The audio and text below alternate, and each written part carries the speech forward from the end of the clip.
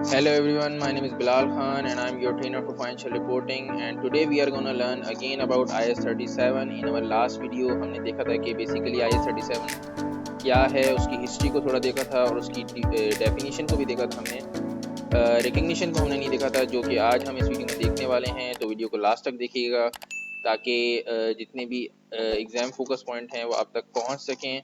और अगर आप न्यू टू चैनल है तो चैनल को सब्सक्राइब कर लें ताकि हर आने वाली वीडियो आप तक पहुंच सके। तो आए शुरू करते हैं। तो जैसे कि मैंने कहा कि लास्ट वीडियो में हमने IAS 37 को डिस्कस किया था और उसकी हिस्ट्री को डिस्कस किया था, और आज हम उसकी रिकग्निशन क्राइटेरिया को डिस्कस करेंगे। प्रोविजन मैंने ऑलरेडी आपको समझा दिया था लास्ट वीडियो में, मैं एक दफ़ा इसको फिर रीड कर लेता हूँ। A provision is a liability of uncertain timing और अमाउंट। लायबिलिटी के बारे में आपको यकीनन पता होगा, आपने बेसिक अगर पेपर्स पढ़े हैं तो FR लेवल पर आपको लायबिलिटी के बारे में पता होगा। तो प्रोविजन भी एक लाइबिलिटी होती है, but for uncertain timing and amount, मतलब एक तरह से एस्टिमेटेड होती है, एस्टिमेट्स होते हैं, और इसके अंदर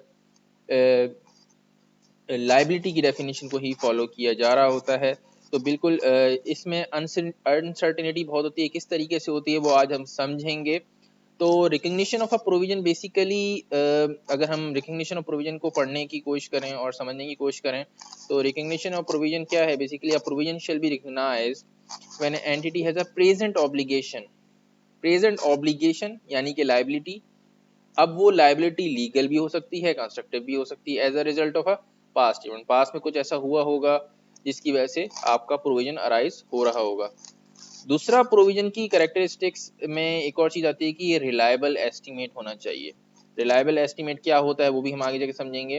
a reliable estimate can be made of the amount of the obligation and it is probable that an outflow of resources embodying economic benefits will be required to settle the obligation। ये obviously हमारी वही definition है जो कि liability की होती है। If these conditions are not met, no provision shall be recognized। IAS 37 कहता है कि ये कंडीशंस होनी चाहिए प्रोविजन को रिकॉर्ड करने के लिए, अदरवाइज आप प्रोविजन को रिकॉर्ड नहीं करेंगे। और जब भी मैं प्रोविजन की बात करता हूँ तो इसका मतलब ये होता है कि हम डबल एंट्री बनाने की बात कर रहे हैं, लाइबिलिटी को बुक करने की बात कर रहे हैं, अकाउंटिंग एंट्री करने की बात कर रहे हैं। ठीक है। अच्छा, ये एक ग्रिड है जो कि नॉर्मली फॉलो हो रहा होता है टू आइडेंटिफाई बेसिकली कि हमें कब प्रोविजन रिकॉर्ड करना है, यानी कि डबल एंट्री बनानी है एस्टीमेट की, और कब हमें डिस्क्लोजर देना है और कब हमें कुछ भी नहीं करना। तो इस ग्रिड को हम देख लेते हैं कि बेसिकली किस तरीके से फॉलो होता है। तो ये जो आप देख रहे हैं डिग्री ऑफ प्रोबेबिलिटी, ये बेसिकली डिग्री ऑफ प्रोबेबिलिटी ही है। इसकी परसेंटेजेस होती हैं जिसके वर्चुअली सर्टेन है, ये it is more than 90%, probable होता है more than 50% and between 90%, possible होता है बेसिकली आपका 20% से 50% के दरमियान, और ये जो होता है रिमोट की लेस देन 20% होता है। तो इस तरीके से हम इसको डिवाइड कर रहे होते हैं। This is just an idea. तो वर्चुअली सर्टेन मतलब 100% प्रोविजन बनेगा, चाहे वो इनफ्लो हो चाहे वो आउटफ्लो हो, दोनों केसेस के अंदर आप प्रोविजन क्रिएट करेंगे। एसेट के केस में भी, लायबिलिटी के केस में भी। प्रोबेबल के अंदर हम देख रहे होते हैं कि इनफ्लो अगर है, यानी कि आपको एक तरह से रिसीवेबल है, तो आप डिस्क्लोजर देते हैं जिसको हम कॉन्टिजेंट एसेट भी कहते हैं। जब भी प्रोबेबल इनफ्लो होता है तो हम कॉन्टिजेंट एसेट बुक करते हैं, और जब भी प्रोबेबल आउटफ्लो होता है तो हम लायबिलिटी बुक कर रहे होते हैं। जैसे कि लॉ सूट के अंदर होता है कि हो सकता है कि अगर आपके ऊपर किसी ने केस किया है तो हो सकता है आपका रिसीवेबल भी हो, और हो सकता है आपका जो है आउटफ्लो हो, तो आपका पेबल अमाउंट भी कुछ क्रिएट हो रहा हो। तो दोनों सिनारियोज हो सकते हैं लॉ सूट के केस के अंदर। The most easiest example in these scenarios, मतलब प्रोविजन के लिए एग्जांपल दी जाती है लॉ सूट की मोस्टली, या फिर ओनरस कॉन्ट्रैक्ट्स होते हैं जिसमें लॉस मेकिंग कॉन्ट्रैक्ट्स होते हैं जिसमें हम इसकी कंसिडरेशन कर रहे होते हैं ड्यूरिंग IAS 37। इसी तरह से अगर पॉसिबल है तो इनफ्लो अगर है तो डू नथिंग, और अगर आउटफ्लो है तो हमें डिस्क्लोजर देना पड़ता है, जिसको हम कॉन्टिजेंट लायबिलिटी भी कहते हैं, जो कि अभी हम नीचे जाके समझेंगे भी। और रिमोट के सिनारियो के अंदर हम दोनों केसेस के अंदर कुछ भी नहीं करते क्योंकि हमारी प्रोबेबिलिटी बहुत ही ज़्यादा कम होती है। So this was basically the grade, और आप कह सकते हैं इसको एज अ प्रोबेबिलिटीज़ को आप देख सकते हैं कि कब आपको प्रोविजन बनाना है, कब प्रोविजन नहीं बनाना, और कब डिस्क्लोजर देना है। तो आगे चलते हैं। अब ये आप देख सकते हैं कि मैंने यहाँ पे एक चीज लिखी हुई है कि अब प्रेजेंट ऑब्लिगेशन को ये समझाने की कोशिश कर रहा हूँ मैं यहाँ पे कि present obligation as result of past event का मतलब क्या है। Basically the obligation need to exist because of events which have already occurred at the year end give rise to potential outflow of economic resources. क्योंकि हमें पता है कि जब भी लाइबिलिटी होती है तो हमें एक तरह से, अगर हम आसान अल्फाजों में समझें कि हम कैश आउटफ्लो कर रहे होते हैं, पैसे दे रहे होते हैं, तो उस सिनारियो के अंदर हमारा इकोनॉमिक आउटफ्लो होता है और इकोनॉमिक रिसोर्सेज का आउटफ्लो होता है। This obligation can either be legal और कंस्ट्रक्टिव। अच्छा, जब भी हम लाइबिलिटी भी समझ रहे होते हैं तो लाइबिलिटी या तो लीगल होती है या कंस्ट्रक्टिव होती है। लीगल मीन्स के बाय लॉ रिक्वायरमेंट है या कॉन्ट्रेक्चुअल रिक्वायरमेंट है, यानी कि गवर्नमेंट ने कुछ बोला, कुछ इस तरह से लॉ पास किया हुआ है जिसकी वजह से हमारे ऊपर एक तरह से ऑब्लिगेशन क्रिएट हो गया है कि लोकल लॉ के हिसाब से जो है, मतलब सर्टेन कोई ऑब्लिगेशन हैं, जैसे कि फॉर एग्जांपल अगर गवर्नमेंट कह दे कि भाई आपको जो है सोशल कॉर्पोरेट सोशल रिस्पॉन्सिबिलिटी यानी एज अ ये चैरिटी करनी है, कोई इस तरह से लॉज हमारे पे कर दे तो एज पर द लॉ हमें करना पड़ेगा, तो that would be our legal obligation. और अगर कॉन्ट्रैक्ट है, फॉर एग्जांपल आप एक बाइंडिंग कॉन्ट्रैक्ट में एंटर हो गए हैं और उसमें कोई ऑब्लिगेशंस हैं आपके ऊपर, तो वो कॉन्ट्रेक्चुअल बन जाते हैं। इसी तरह से कंस्ट्रक्टिव के पास प्रैक्टिस में फॉर एग्जांपल आप सीएसआर करते थे, कॉर्पोरेट सोशल रिस्पॉन्सिबिलिटी, मतलब आप सोशल वेलफेयर के लिए कोई काम करते थे, या फिर आपका कोई जो ऑर्गेनाइजेशन की मैनेजमेंट है या फिर कोई हायर हायरार्की का बंदा है, उसने कोई इस तरह से एक्सपेक्टेशन क्रिएट कर दी है within the stakeholders, तो आपके लिए वो भी एक तरह से ऑब्लिगेशन बन जाता है। जैसे कि यहाँ पे लिखा हुआ भी है, this is where the company establish a valid expectation through through a course of past practice regardless of whether there is a legal requirement.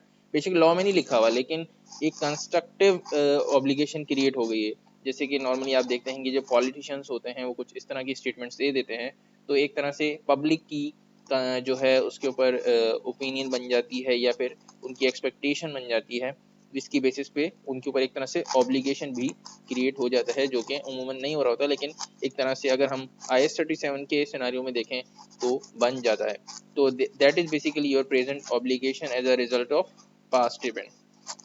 अब हम आगे बढ़ते हैं, रिलायबल एस्टीमेट को समझते हैं। और रिलायबल एस्टीमेट बेसिकली क्योंकि एक क्राइटेरिया है टू रिकॉर्ड प्रोविजन के रिलायबल एस्टीमेट भी होना चाहिए, तो provision should be recognised at the best estimate, यानी कि जो भी आप एस्टिमेट कर रहे हैं that should be accurate, correct, और उसके जो पैरामीटर्स आपने लिए हैं वो सही हों। If the provision relates to one event such as the potential liability from a court case, this should be measured during the most likely outcome, जब प्रोबेबिलिटी सबसे ज्यादा हो। If the provision is made up of numerous events such as a provision to make repairs on goods within a year of sale, then provision should be measured using expected values।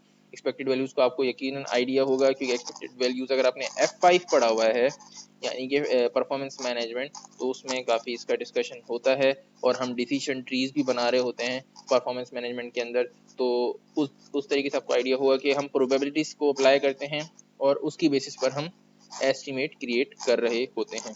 तो this was your reliable estimate, hopefully आप लोगों को समझ में आ गया होगा।